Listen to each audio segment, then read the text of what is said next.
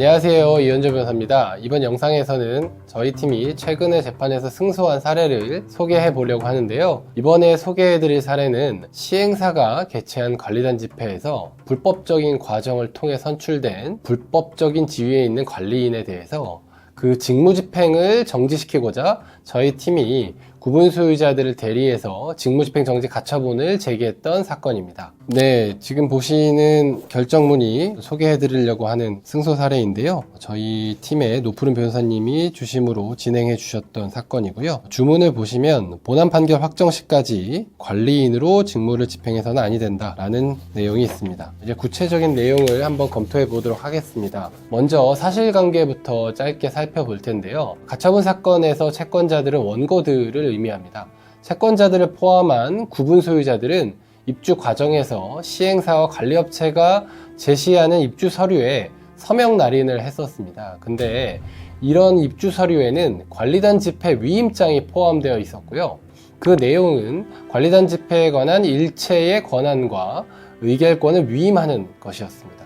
구분 소유자들은 관리단 집회 위임장을 작성하면서 위임인란에 인적사항만 기재하고 수임인란, 대리인란에는 아무것도 기재하지 않고 공란으로 남겨둔 채 제출했습니다. 이렇게 제출하라고 가이드를 받은 거죠. 이후에 이 공란이었던 부분이, 그러니까 수임인란 부분이 시행사와 관리업체에 의해서 사후에 보충 기재됐는데, 이 관리업체 쪽에서는 이 수임인란에 가처분 사건의 채무자인 그 불법 관리인의 이름을 기재하였습니다. 23년 7월 19일 시행사는 관리단 집회를 개최했고요.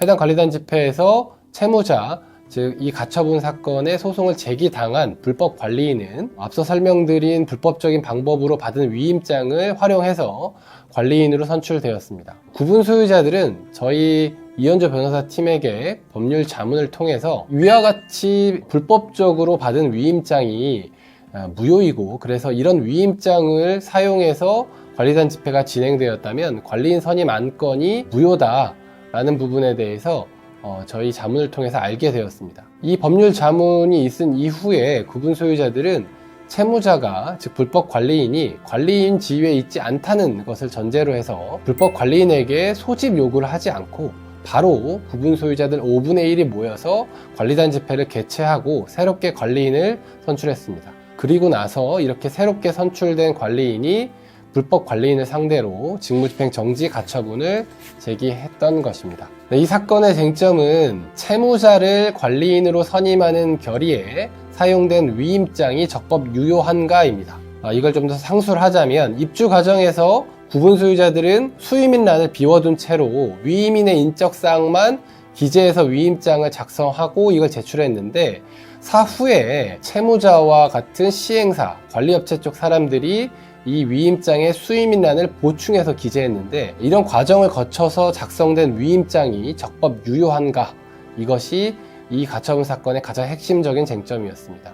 그럼 법원의 판단을 함께 보도록 하겠습니다. 법원은 이 사안에 대해서 앞서 본 쟁점에 대한 판단 기준으로서 아래와 같은 대법원 판례 법리를 제시하였는데요. 대법원 판례를 같이 보도록 하겠습니다. 일반적으로 문서의 일부가 미완성인 상태로 서명 날인을 하여 교부하였다는 것은 이례에 속하므로 그 문서의 교부 당시 백지 상태인 공란 부분이 있었고, 그것이 사후에 보충되었다는 점은 작성 명의인이 증명하여야 한다. 그러나 일단 문서의 내용 중 일부가 사후 보충되었다는 사실이 증명된 다음에는 그 백지 부분이 정당하게 위임받은 권한에 의해 보충되었다는 사실은 그 백지 부분의 기재에 따른 효과를 주장하는 당사자가 이를 증명할 책임이 있다. 이와 관련해서 타인에게 권한을 위임하거나 대리권을 수여하는 내용의 위임장 등이 작성된 경우 그에 의해 위임한 행위의 내용 및 권한의 범위는 위임장 등 문헌의 내용뿐 아니라 그 작성 목적과 작성 경위 등을 두루 살펴 신중하게 판단해야 한다.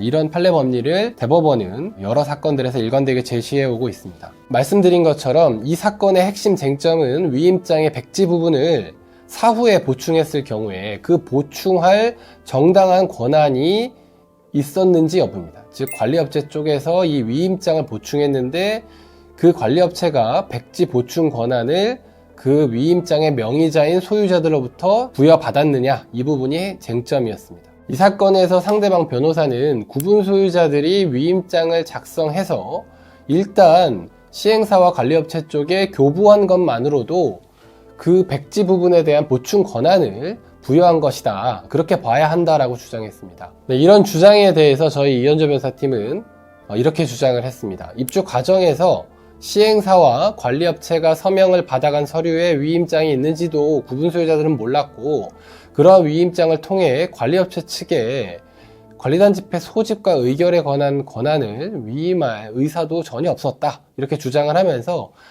이런 내용의 사실 확인서를 많은 구분 소유자들로부터 받아서 법원에 제출했습니다. 이런 사실 확인서는 위임장에 백지 보충된 부분이 정당한 보충 권한에 의해서 기재된 것이 아니라는 점을 보여주는 결정적인 증거로 작용했습니다. 이번에 소개해드린 사례에서 저희 이현조 변사팀은 구분 소유자들과 함께 관리단 집회를 성공적으로 일단 진행을 했고요. 그리고 이것을 토대로 불법 관리인에 대한 직무집행 정지 결정을 이끌어낼 수 있었습니다.